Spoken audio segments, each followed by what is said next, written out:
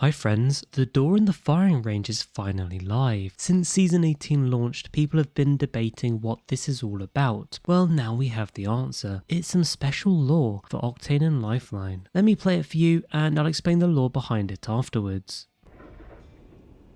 I wasn't sure you were gonna show. Oh. Yo, about that.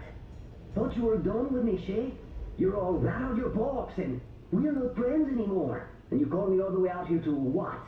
Start a crappy room appreciation club? Make me late for all the super importante meetings I'm a part of? Oh, I asked you here because I got you this. Wait, is this? You dug Navi up and made his foot into a kitchen? Whoa, badass! It's not a real rabbit's foot, oh. Tonight we buried your pet rabbit. That's the last time I can remember when our parents had nothing to do with our friendship. When it was just ours, you know? Yeah, I know. We have been friendly for a while now, but I just want us to remember that time, is all. Hey, if you think I'm crying, I'm not. You don't know what's going on behind the goggles all the time. I know, Silva. I know.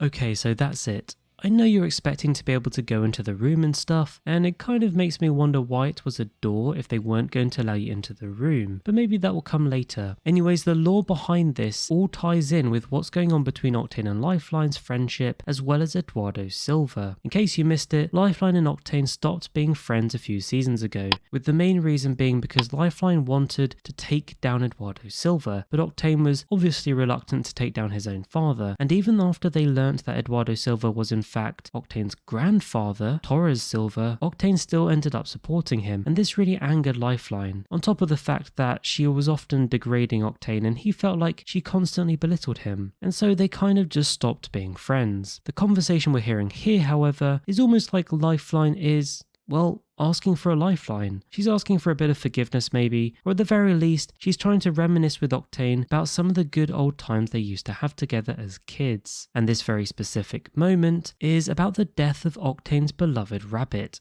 Navi. You see, when Octane was 11 years old, he really wanted a dog, but when he asked for a dog, his father's assistant, who eventually became his third wife, gave him a rabbit instead. Octane called the rabbit Navi, short for Navidad, which means Christmas in Spanish. He took the rabbit with him everywhere, and he really loved that rabbit. Sadly though, Navi died in his sleep. Octane went to Lifeline's house really early in the morning after Navi had died and asked Lifeline to do a funeral together, in which they did, and Lifeline gave the eulogy. You can even see Navi's burial site at Estates on Olympus. It's a touching and kinda sad moment. Imagine your best friend being a rabbit and that best friend dies in his sleep. That's kind of how Octane felt. Anyway, bring it back to season 18, this is all kind of setting up the reunion between Lifeline and Octane, and it feels like they might even end up teaming up in the end to take down Eduardo Silva. And this all fits in with the Kill Code story event, which is kind of all about Eduardo Silva's evil doings,